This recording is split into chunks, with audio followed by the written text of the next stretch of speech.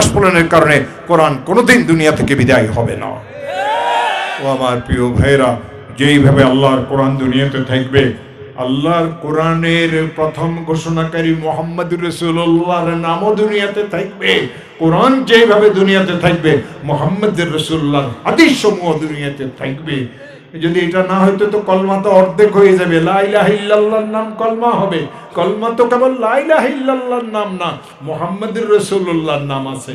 ওই হাদিস কি কারো কাছে পৌঁছে নাই যে হযরতে আদম আলাইহিস সালাম কাঁদতে কাঁদতে যখন আরশে আজিমের মধ্যে লেখা দেখেছিলেন মুহাম্মদুর রাসূলুল্লাহ, তার নাম ধরিয়ে, তার উসিলা ধরিয়ে দোয়া করেছিলেন, আল্লাহ আদমকে মাফ করে দিয়েছিলেন। সে মুহাম্মদুর রাসূলুল্লাহকে বাদ দিয়া কোরআনকে যদি তুই মানার দাবি করস, তোর মতো বিপদগ্রস্ত, তোর মতো বিপদগামী আর দুনিয়াতে কেউ নাই। ও আমার প্রিয় ভাইয়েরা, আজ যারা এই কোরআনে কারিমের বিপক্ষে কথা বলে, তারা এমনভাবে কথা বলে যেন এই কোরআনটাকে ফু দিবে আর দুনিয়া থেকে বিদায় হবে। এই কোরআন ফুঁয়ের দ্বারা দুনিয়া থেকে বিদায় হবে না।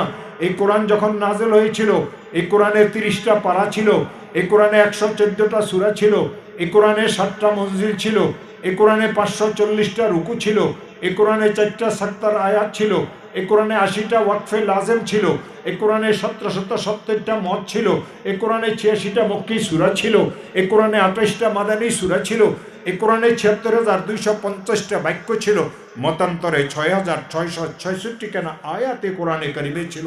এই কোরআনে কারিমে ৩,২২,৬৭১টা অক্ষর ছিল। এই কোরআনে কারিমে ১,০৫,৬৮০টা নোক্তা ছিল। এই কোরআনে কারিমে ১,০৫,৬৮০টা নোক্তা ছিল। এই কোরআনে কারিমে ৯৩,৭২৯টা হরকত ছিল। এই কোরআনে কারিমে ৪৫,৮৪৩টা জবর ছিল। এই কোরআনে কারিমে ৪,৯৫৭টা জের ছিল। এই কোরআনে কারিমে ৮,৮০৪টা পেশ ছিল। এই কোরআনে কারিমে ১২৫৩টা তাসদীদ ছিল। এই কোরআনে কারিমে ২৮টা হুরফে মুকাত্তাআত ছিল। মতান্তরে এই কোরআনে কারিমে ৪৯৩ অথবা ৪৯৭ কেনা হুকুম হাকামের আয়াত ছিল। আর এই কোরআনে কারিমে ৫৫টা গুণবাচক শব্দ ছিল। যেই দিন থেকে এই কোরআন নাজিল হয়েছিল, সেই দিন থেকে আজ পর্যন্ত অক্ষর অক্ষর নিয়ে, নোক্তা নোক্তা নিয়ে, জের জবর পেশ নিয়ে এই ঘোষণা দিয়ে কোরআন দুনিয়াতে আছে, আমি কিয়ামত পর্যন্ত দুনিয়াতে থাকার জন্য এসেছি, কোনো অপশক্তি দুনিয়া থেকে আমাকে মিটাইতে পারবে না। অতএব কোরআন যদি না মিটে, রাসূলের হাদিসও মিটবে না। আর যদি রাসূলের হাদিস মিটে যায়, তো কোরআনও মিটে যাওয়ার সম্ভাবনা আছে। তবে ধোঁকাবাজি কেন করস? কেন মানুষদেরকে ধোঁকা দেস? ও আমার প্রিয় ভাইয়েরা, আপনাদের সাধারণ মানুষদের দোষ নাই। এই দোষ তো ওই সমস্ত মৌলবীদের, এই দোষ তো ওই সমস্ত খারাপ লোকদের। ওয়াহাল আফসাদাদ দ্বীন ইল্লাল মুলুক ওয়া উলামা সুইন ওয়া রুহবানুহা। দুনিয়াদার কিছু মৌলবী আছে, পেট পালার জন্য মুসলমানকে বিভক্ত করিয়ে দেয়, মুসলমানদেরকে আলাদা আলাদা করিয়ে দেয়। আল্লাহ বলেন বিসমিল্লাহির রহমানির রহিম ওয়াতাসিমু বিহাবলিল্লাহি জামিআ ওয়ালা তাফাররাকু। রাসূল বলেন ওয়ালা তাবাগাদু ওয়ালা তাদাবারু ওয়া কুনু ইবাদাল্লাহি ইখওয়ানা। ভাই ভাই হয়ে থাকিও, ঝগড়া করিও না। ভাই ভাই হয়ে থাকিও, মতবিরোধ করিও না। ভাই ভাই হয়ে থাকিও, ভিন্ন হইও না, আলাদা হইও না, এক অন্যের বিরুদ্ধে কাদা ছড়াছড়ি করিও না। কোরআন কো মানো, হাদিস কো মানো, আল্লাহ কো মানো, রসুল কো মানো। আল্লাহকে মানিয়ে যদি রসুলকে কেউ না মানার তো দেখায়, সে আল্লাহকে মানে না। আর রসুলকে মানার দাবি করিয়ে কেউ যদি আল্লাহকে না মানার কথা বলে, ও তো আল্লাহকে মানে না, মানে না, মানে না। ও আমার প্রিয় ভাইয়েরা, কয়টা ওয়াজ আমি করব?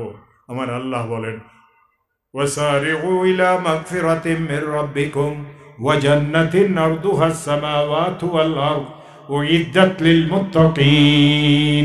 মুত্তাকিনদের জন্য আমি জান্নাত তৈরি করেছি। কোরআনে ব্যাখ্যা আছে মুত্তাকি কারা? আল্লাযীনা আমানু ওয়া কানু ইয়াত্তাকুন।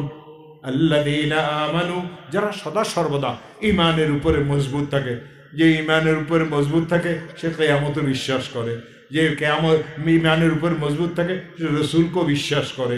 যে কিয়ামত ঈমানের উপরে বিশ্বাস করে, আল্লাহকে বিশ্বাস করে, ঈমানে মুফাসসালের মধ্যে যা বলা হয়েছে সব সে বিশ্বাস করে। কিছু মানে কিছু মানবে না, এটা তো কোনোদিন সম্ভব না। ইনজেকশন ভিতরে ঢুকাই তুলে সিরিঞ্জের ভিতরে ওষুধ লাগবে, শুধু গাঁথিয়ে দিলে তোর শরীর ভালো হইল না। আর যেটা ঔষধ সেটা হলো মুহাম্মদুর রাসূলুল্লাহ সাল্লাল্লাহু আলাইহি ওয়াসাল্লামের তরিকা। সেটা কার তরিকা? মুহাম্মদুর রাসূলুল্লাহ সাল্লাল্লাহু আলাইহি ওয়াসাল্লামের তরিকা। আল্লাহ তাআলা বলেন, তোমরা ওই মাগফিরাতের দিকে দৌড়াও, যে মাগফিরাতের ঘোষণা তোমাদের রবের পক্ষ থেকে দেওয়া হয়েছে। ওই জান্নাতের দিকে দৌড়াও, যে জান্নাতের প্রশস্ততা আসমান এবং জমিনের মতো। আর এই জান্নাত তৈরি করা হয়েছে মুত্তাকিনদের জন্য। মুত্তাকি কারা জানো? আলা ইন্না আউলিয়া আল্লাহি লা খাউফুন আলাইহিম ওয়ালা হুম ইয়াহজানুন আল্লাযীনা আমানু ওয়া কানু ইয়াত্তাকুন লাহুমুল বুশরা ফিল হায়াতিদ দুনিয়া ওয়া ফিল আখিরাহ লা তাবদীলা লিকালিমাতিল্লাহ যালিকা হুয়াল ফাওজুল আযীম। আল্লাহ তো কোরআনের মধ্যে পরিষ্কার বলছেন, তো কোরআন মানলে তো তোকে রসুলকে মানা লাগবো। কোরআন যদি অস্বীকার করস তাই তুই রসুলকে অস্বীকার করবি। ও আমার প্রিয় ভাইরা, কয়টা ফিতনার কথা বলবো? রসুল তো ৭৩টার কথা বলছেন, একটা দুইটা না, এখন প্রায় ৬৩টার কাছাকাছি ফিতনা এই উম্মতের উপরে আসিয়ে গেছে। আর 10টা বাকি। কিয়ামত অতি সন্নিকট। রসুল বলেছেন, কিয়ামত যখন কাছে আসবে, সন্তানেরা মা বাবার সাথে দুর্ব্যবহার করবে, হচ্ছে। কিয়ামত যখন কাছে আসবে, সন্তানেরা মায়ের সাথে দুর্ব্যবহার করবে, স্ত্রীর সাথে সুন্দর ব্যবহার করবে, আসিয়ে গেছে। কিয়ামত যখন কাছে আসবে, মহিলারা রাস্তায় নামিয়ে যাবে, আসিয়ে গেছে। কিয়ামত যখন কায়েম হবে, কাছে আসবে, ওয়া মাসাজিদুহুম আমিরাতুন ওয়া হিয়া খারাবুন আনিল হুদা, মসজিদগুলি কারুকার্য খচিত হয়ে যাবে, হেদায়েতের থেকে মসজিদ খালি হয়ে যাবে। মুসলমান মুসলমানকে মারবে, মুসলমান মুসলমানকে মারি আত্মপ্রসাদ লাভ করবে, মুসলমানের হাতে মুসলমানের রক্তে রঞ্জিত হবে। এইসব ইসলাম না। ইসলাম শব্দ আল্লাহকে মানার কথা, ইসলাম শব্দের অর্থ রসুলকে মানার কথা। ও আমার প্রিয় ভাইয়েরা, এই আয়াতের তর্জমা তাফসীর আমি করুম না, শুধু দুইটা ছোট্ট কথা বলবো। একটা কথা রসুলের খানদানের কথা, আরেকটা কথা বলবো আমাদের বড় মাদ্রাসাগুলিতে একটা কিতাব পড়ানো হয়। এই কিতাবের নাম সরলা কায়দান নাসাফি। বেশ কঠিন কিতাব, সব হুজুর আল্লাহর রহমত পড়াইতে পারে না, সব ছাত্ররাও বিষয়বস্তু বুঝে না, মাথা ঢুলাইতে ঢুলাইতে বছর কাটিয়ে যায়, পরীক্ষাতে কেউ ফেলও করে। ও আমার প্রিয় ভাইয়েরা, এই কিতাবের বিশদ ব্যাখ্যা যিনি লিখেছিলেন তার নাম ছিল আবু হাফস ওমর। এক সময় তার ইন্তেকাল হয়, সবাই মারা যাবে, তিনিও মারা গেলেন।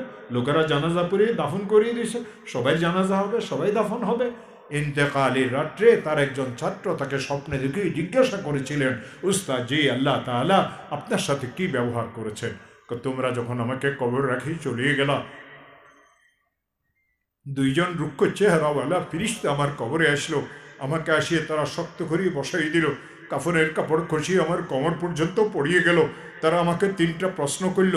তাদের প্রশ্ন করা যখন শেষ হইল, আমি ফিরিস্তাদেরকে বললাম, তোমাদের এই প্রশ্নের উত্তর সাধারণ কথার দ্বারা দেব না কবিতার দ্বারা দেব? ফেরেশতারা আমার চেহারার দিকে দেখে আর একে অন্যকে বলে, আরে এ কেমন মুর্দার, মুর্দার কবরে আসি ভয়ে অস্থির হয়ে যায়, এ আমাদেরকে জিজ্ঞাসা করে কবিতার দ্বারা উত্তর দিবে না গদ্যের দ্বারা না পদ্যের দ্বারা? মনে হয় বড় কোনো আলিম হবে, আল্লাহর কোনো ওলি হবে। সবাই তো সাধারণ কথার দ্বারা উত্তর দেয়, তাকে বলো কবিতার দ্বারা উত্তর দিতে।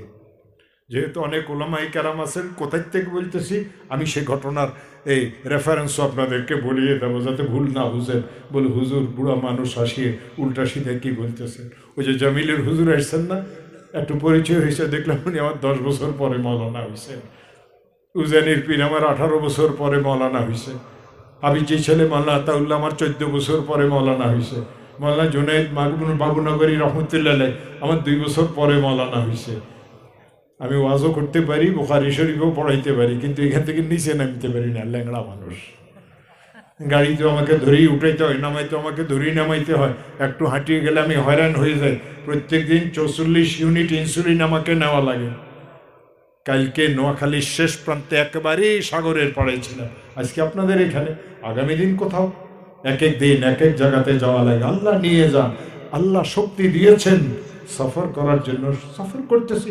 যখন আল্লাহ এই শক্তি নিয়ে যাবেন, আমি না, আমার থেকে বড় যদি কেউ আসে পারবে না।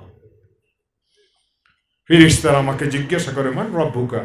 আমি কবিতার প্রথম লাইনের দ্বারা উত্তর দিলাম, রব্বি আল্লাহু লা ইলাহা সিওয়াহু। ও ফেরেশতারা, আমি আমার রবকে ভুলি নাই, আমার রব তো আমার আল্লাহ, আমার রব আমার আল্লাহ। রব্বি আল্লাহু লা ইলাহা সিওয়াহু, আমার রব আমার আল্লাহ ছাড়া কেউ রব হইতে পারে না। রব্বি আল্লাহু লা ইলাহা সিওয়াহু। ফেরেশতারা আমাকে 2 নাম্বার প্রশ্ন করে, ওয়ামান নবিয়ুকা, তোমার নবীকে? আমি ফেরেশতাদেরকে কবিতার 3য় লাইনের দ্বারা উত্তর দিলাম, ওয়া নবিয়্যি মুহাম্মাদুন মুস্তাফাহু মুস্তাফাহু মুস্তাফাহু।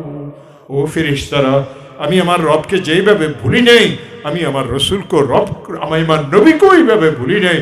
আমার নবী তো হযরত মুহাম্মদ সাল্লাল্লাহু আলাইহি ওয়াসাল্লাম, তিনি কে জানাস? মুস্তাফাহু, সর্বগুণে গুণান্বিত আল্লাহর পক্ষ থেকে। মুস্তাফাহু, সর্বসম্মানে সম্মানিত আল্লাহর পক্ষ থেকে। মুস্তাফাহু, ইমামুল আম্বিয়ার কিতাবপ্রাপ্ত আল্লাহর পক্ষ থেকে। মুস্তাফাহু, মাহবুবে কিবরিয়ার কিতাবপ্রাপ্ত আল্লাহর পক্ষ থেকে। ওয়া নবিয়্যি মুহাম্মাদুন মুস্তাফাহু মুস্তাফাহু মুস্তাফাহু। ও ফেরেশতারা, তোরা মুস্তাফাহু কে কাকে বলে চিনস? এই সপ্তবক আসমান জমিনকে এক পাল্লাতে রাখিয়ে দে, আরশ কুরসিকেও সে পাল্লাতে রাখিয়ে দে, সমস্ত নবী রাসূলদেরকেও সে পাল্লাতে রাখিয়ে দে, সমস্ত আসমানি কিতাব সমূহকে সে পাল্লাতে রাখিয়ে দে, সমস্ত মুমিনদেরকেও সে পাল্লাতে রাখিয়ে দে। আরেক পাল্লাতে আমার মাহবুব নবী মুহাম্মদুর রাসূলুল্লাহকে রাখিয়ে দে। মুস্তাফাহু মুস্তাফাহু মুস্তাফাহু, আমার রাসূলের জন্য এই সবগুলির থেকে বেশি হবে। ওয়া নবিয়্যি মুহাম্মাদুন মুস্তাফাহু। ফেরেশতারা আমাকে 3 নাম্বার প্রশ্ন করে, ওয়া দীনুকা, তোমার ধর্ম কি? আমি ফেরেশতাদেরকে কাঁদি উত্তর দিলাম, ওয়া দীনি আল ইসলাম ওয়া ফি'লি যামিমু। ও ফেরেশতারা, ধর্ম তো আমার ইসলাম, কিন্তু ইসলামের কিছু নিয়ে আমি কবরে আসতে পারি নাই, আমার আমলনামা অনেক খারাপ। ওয়া ফি'লি যামিমু, যামিম মানে খারাপ। ওয়া দীনি আল ইসলাম ওয়া ফি'লি যামিমু। ও ফেরেশতারা, তোমরা আল্লাহর কাছের বান্দা, তোমাদের মাধ্যমে মাওলাই কারীমের কাছে আমার 2টা ভিক্ষা চাওয়া আছে। আসসালুল্লাহ আফওয়াহু ওয়া আতাহু। আমি আমার মাওলার কাছে চাই, আমার আল্লাহ যেন আমাকে মাফ করিয়ে দেন। আমি আমার আল্লাহর কাছে আরেকটা ভিক্ষা চাই, মাওলা তার বান্দাদেরকে বড় বড় নিয়ামত দান করবেন। সবচেয়ে বড় নিয়ামত কাউকে জান্নাতুল ফিরদাউসের মালিক বানায় দেওয়া। আমি আমার মালিকের কাছে চাই, আমার মালিক যেন আমাকে জান্নাতুল ফিরদাউসের মালিক বানায় দেন। রব্বি আল্লাহু লা ইলাহা সিওয়াহু ওয়া নবিয়্যি মুহাম্মাদুন মুস্তাফাহু ওয়া দীনি আল ইসলাম ওয়া ফি'লি যামিমু। আসআলুল্লাহ আফওয়াহু ওয়া আতাহু। হযরত আবু হাফস ওমর বলেন, আমার 4টা কবিতা শেষ হইল, আমি যেই দিকে চোখ ফেরাই দেখি আমার কবর ততটুকু দূর